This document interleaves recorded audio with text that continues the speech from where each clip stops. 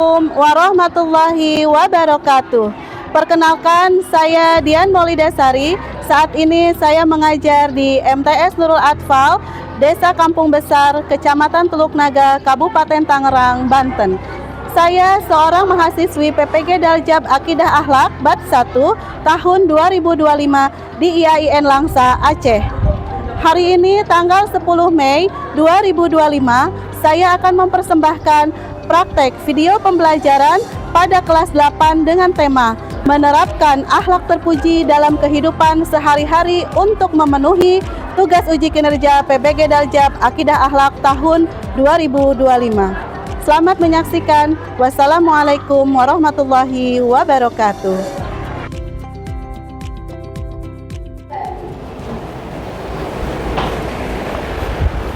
Assalamualaikum warahmatullahi wabarakatuh. Waalaikumsalam warahmatullahi wabarakatuh. Bagaimana kabarnya anak-anak hari ini? Alhamdulillah, luar biasa. Allahu Akbar. Alhamdulillah, baik. Pada kesempatan ini kita akan belajar kembali mata pelajaran Akidah Akhlak. Sebelum memulai pembelajaran, kepada ketua kelas silahkan dipimpin untuk doa bersama. Siap, baru ada mulai. Doa selesai. Ibu absen dulu ya. Ya. Aurel, Arini Nurfadila, Davina Amelia, hadir. Deni Nurul Yakin, ada. Falisa Safarina, Hadiroh. oke. Ada yang belum disebut namanya? Sudah. Hadir semua ya? Baik. Nah, sebelum kita memulai pembelajaran kita hari ini, mari semuanya berdiri dengan tegak. Kita akan menyanyikan lagu kebangsaan ya. Menyanyikan lagu nasional.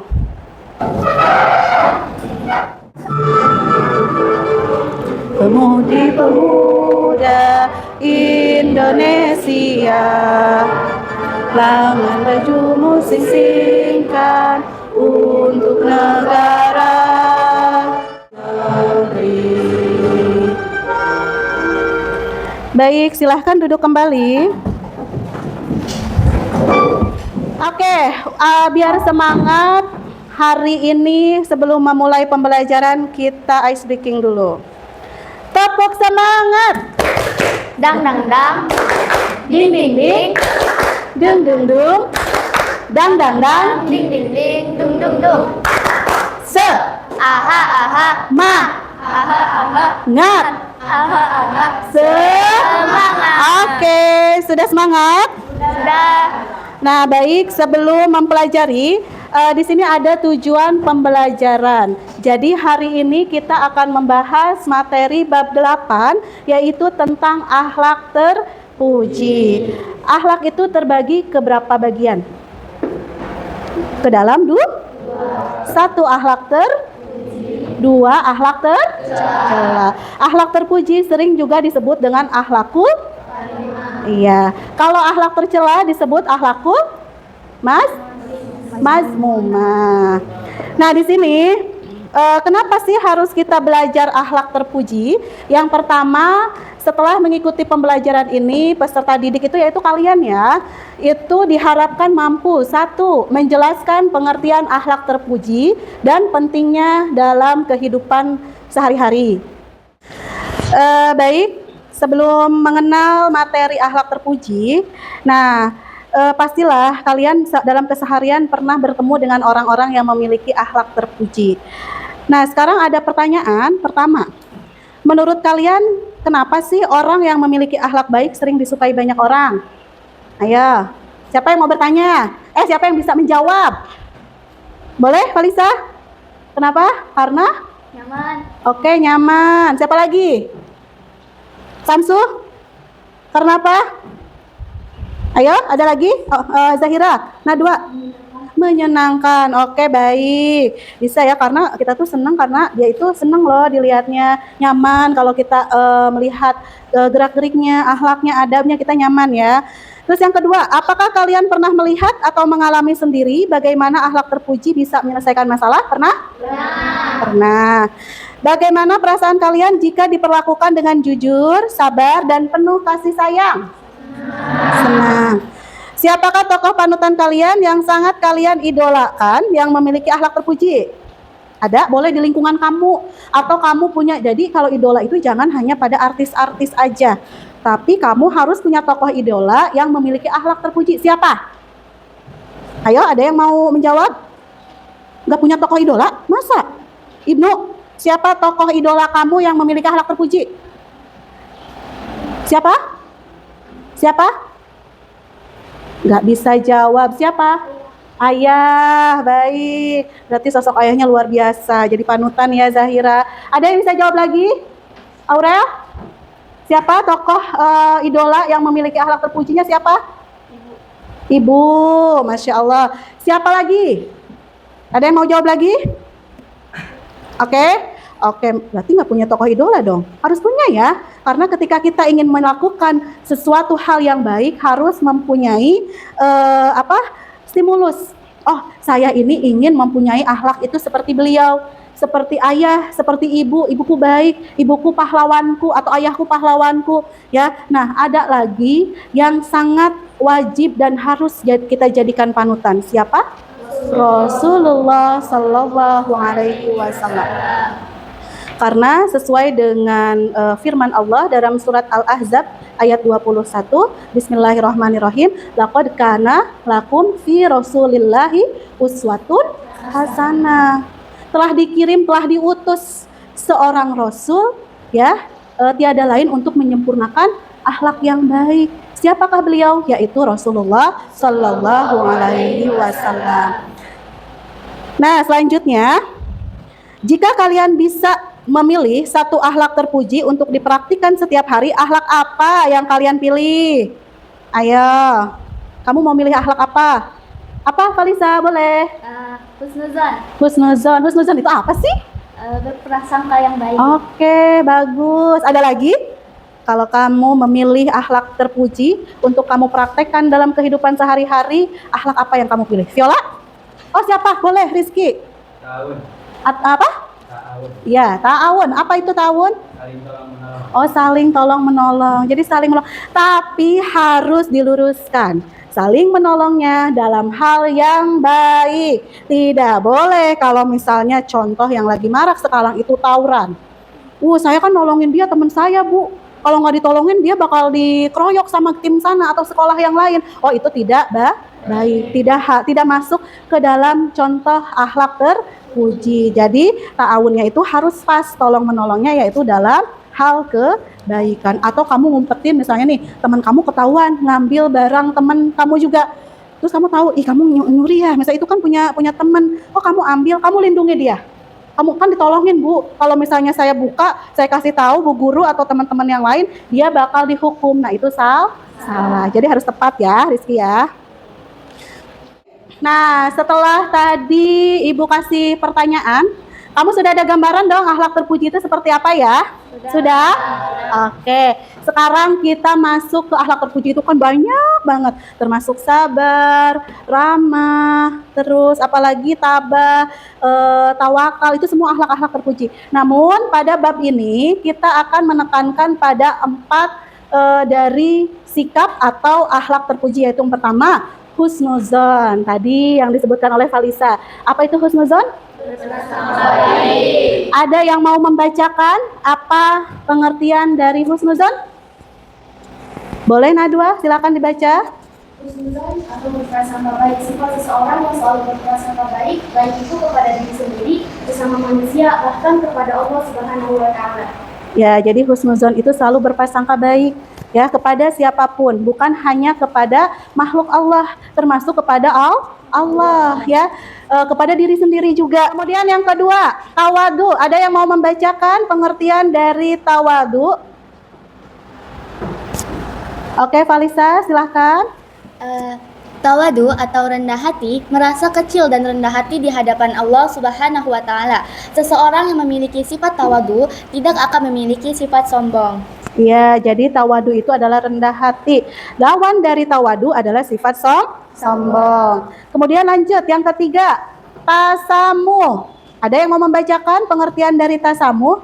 Oke, Viola, silahkan bacakan. Atau bermurah hati, perilaku yang didorong oleh keinginan untuk memberikan mempermudah urusan orang lain. Oke, baik. Jadi tasamuh itu bermurah hati, memberikan kemudahan, gak dipersulit. Karena ketika kita mudahkan urusan orang lain, insya Allah di kemudian hari Allah akan memberi kemudahan dalam urusan kita, ya. Kemudian yang keempat itu ada ta'awun. Tadi yang disebutkan oleh Rizky Haikal. Nah, ada yang mau membacakan pengertian dari ta'awun? Siapa yang mau membacakan? Silahkan dibacakan. Siti Nafilah, silahkan dibacakan. Ta'awun atau tolong-menolong, perbuatan tolong-menolong antara sesama umat manusia. Ta'awun itu adalah tolong menolong. Baik, untuk selanjutnya biar kamu lebih memahami, Ibu akan bagi ke dalam 4 kelompok ya. Kelompok 1 boleh yang ini ya, meja sini. Kelompok 2 yang ini ya. Kelompok 3 sebelah sini. Kelompok 4 ada Junaidi, Denny, Rizky, Yusuf, dan Wahyu. Ada semua ya? Ada. Baik. Nah, oke, biar nggak ngantuk, kita semangat lagi ya. Tepuk 1, tepuk 2, tepuk 3, tepuk 4, tepuk 5. Oke. Konsentrasi. Konsentrasi dimulai. Oke, baik. Semangat ya, semangat. Nah, sekarang sebelum kamu maju untuk presentasi, ini sudah Ibu buatkan LKPD. KPD itu singkatan dari lembar kerja peserta didik. Nah, di sini ada beberapa aktivitas yang silahkan kalian kerjakan. Ya, dibaca masing-masing kelompok. Silahkan. Kelompok 4. Oke, silakan. LKPD-nya sudah didapat semua. Silakan dikerjakan. Nah, sebelum dimulai, apakah ada yang bertanya? Ada yang bertanya sebelum materi dimulai? Bunda. Baik, Falisa. Kenapa orang yang memiliki akhlak terpuji selalu disakiti? Oh ya? Ya. Oh, gitu ya. Pengalaman pribadi kah ini? Ya. Baik, sebenarnya jawaban Falisa nanti ada di video yang akan kita tonton. Ya, sebentar. Jadi pertanyaannya, kenapa orang yang memiliki akhlak terpuji seringnya disakiti? Pertama, karena Allah ingin memberikan diskon pahala yang luar biasa sama orang-orang yang memiliki akhlak terpuji. Ya, jadi kalau yang punya akhlak terpuji, dia lurus-lurus aja, nggak ada tantangannya, nggak seru. Ibarat kamu kalau misalnya naik arung jeram, kalau nggak ada ombaknya, nggak ada riak-riak ombaknya, nggak seru. Ya, makanya harus ada riak-riak, atau jalan itu ibaratnya ada lubang-lubangnya. Nah, itulah sebagai bentuk ujian bagi orang-orang yang memiliki akhlak terpuji, agar apa? Agar Allah semata-mata ingin memberikan pahala yang luar biasa banyaknya. Nah, selain itu jawabannya ada pada video tersebut. Ya.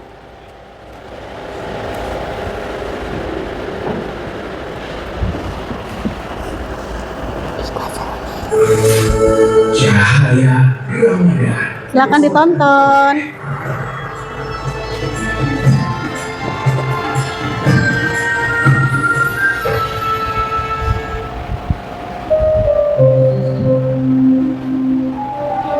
Meneladani kelembutan akhlak Rasulullah, dikisahkan dari seorang pengemis Yahudi buta di sudut pasar kota Madinah.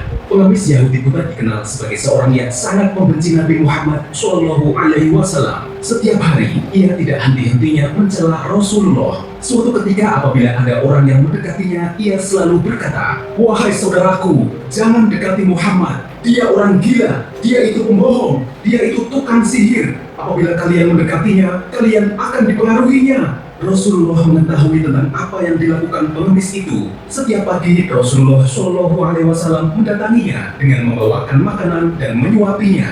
Pengemis Yahudi buta berkata, "Wahai saudaraku, jangan engkau dekati Muhammad." Nabi Muhammad Shallallahu Alaihi Wasallam tanpa mengeluarkan sepatah kata pun, Rasulullah tetap mendengarkan perkataan tersebut dan menyuapinya. Rutinitas menyuapi pengemis Yahudi buta dilakukan oleh Rasulullah hingga menjelang beliau wafat. Setelah Rasulullah wafat, tidak ada lagi orang yang membawakan makanan untuknya. Silakan, sudah selesai? Sudah. Boleh kita mulai presentasi mulai dari kelompok yang pertama. Silakan boleh maju kelompok pertama. Silahkan. Oke.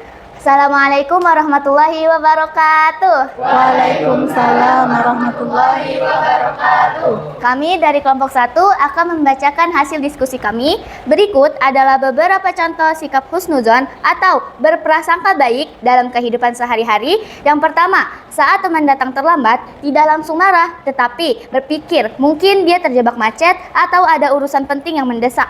Yang kedua, ketika orang lain tidak menyapa, berprasangka baik bahwa mungkin ia sedang tidak melihat atau sedang banyak pikiran. Sekian presentasi dari kelompok 1.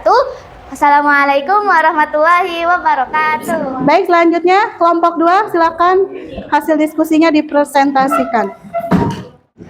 Assalamualaikum warahmatullahi wabarakatuh. Waalaikumsalam warahmatullahi wabarakatuh.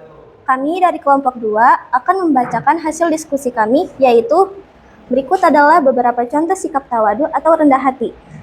Sekian presentasi dari kelompok 2. Wassalamualaikum warahmatullahi wabarakatuh. Waalaikumsalam warahmatullahi wabarakatuh. Beri tepuk tangan. Assalamualaikum warahmatullahi wabarakatuh. Waalaikumsalam warahmatullahi wabarakatuh. Kami dari kelompok 3 akan mempresentasikan hasil diskusi kita. Berikut adalah beberapa contoh sikap tasamuh atau toleransi dalam kehidupan sehari-hari. 1.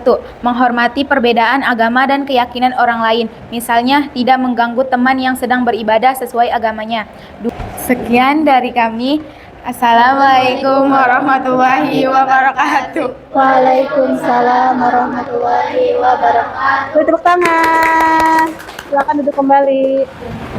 Assalamualaikum warahmatullahi wabarakatuh.